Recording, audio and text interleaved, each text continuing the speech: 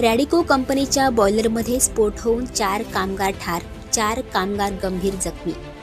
Shendra MIDC मध्ये मद्यनिर्मिती करणाऱ्या Radico distillery कंपनीत 15 वर्ष जुनी टाकी वेल्डिंग करताना फुटली।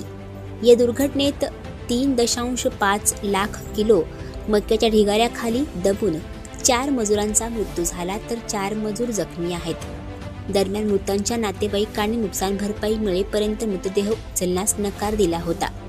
या दुर्घटनेनंतर छावा आणि मराठा संघटनांनी कंपनीत तोडफोड केली। मद्यनिर्मितीसाठी मका साठवण्यात आलेली टाकी सायलो खालून फुटल्यामुळे 2 दिवसांपासून त्यातून मक्याची गळती होत होती। सकाळी 10 वाजता या टाकीचे वेल्डिंगचे काम सुरू करण्यात आले होते। 50 फूट उंचीच्या टाकीला 30 फुटांच्या उंचीवर वेल्डिंग करण्यात येत होते। अचानक दुपारी 2:30 वाजता मोठा स्फोटासारखा आवाज होऊन ही टाकी कोसळली। मक्याच्या दाण्यांचा ढीग दूरपर्यंत उधळला। यावेळी काम करणारे मजूर ढिगाऱ्याखाली दाबले गेले।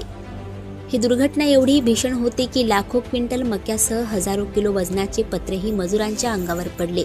6 JCB आणि 3 क्रेनने 7 तास ढिगारा हटवण्याचे काम सुरू होते। या अपघातात मृत्युमुखी पडलेल्यांमध्ये विजय भीमराव गवळी वय वर्ष 40 राहणार सिंधीबन, दत्तात्रय लक्ष्मण बोर्डे वय वर्ष 40 राहणार कुंभेफळ आणि किसन हेडे वय वर्ष 50, संतोष पोफळकर वय वर्ष 36 भालगाव यांचा समावेश आहे। वाल्मिक शेळके, प्रशांत सोनवणे, प्रसाद काकड आणि संदीप घोडके अशी गंभीर जखमी कामगारांची नावे असून त्यांच्यावर धूत रुग्णालयाच्या ICU मध्ये उपचार सुरू आहेत। घटनेची माहिती मिळताच जखमींच्या आणि मृतांच्या नातेवाईकांसह कामगार संघटनांनी धूत रुग्णालयात गर्दी केली। परिस्थितीचे गांभीर्य ओळखून MIDC सिडको पोलीस ठाण्याचे निरीक्षक गजानन कल्याणकर, तहसीलदार रमेश मुनलोड आदींसह मोठा फौजफाटा रुग्णालयात दाखल झाला होता। घटनेची माहिती मिळताच शेंद्रा अग्निशमन विभागाची 1 गाडी व मनपा अग्निशमन केंद्राच्या 2 गाड्या घटनास्थळावर पथकासह शोधकार्य करत होत्या। या अपघातात मृत पावलेल्या व्यक्तींच्या नातेवाईकांनी घाटी आणि धूत रुग्णालयात आक्रोश केला होता। रॅडिको कंपनी झालेल्या अपघातानंतर विरोधी पक्षनेते अंबादास दानवे यांनी कंपनीला भेट देऊन पाहणी केली। गुन्हेगारावर सदोष मनुष्यवधाचा गुन्हा दाखल करण्यात यावा अशी मागणी यावेळी त्यांनी केली। तसेच त्यांच्या नातेवाईकांना नुकसान भरपाई देण्यात यावी अशीही मागणी केली।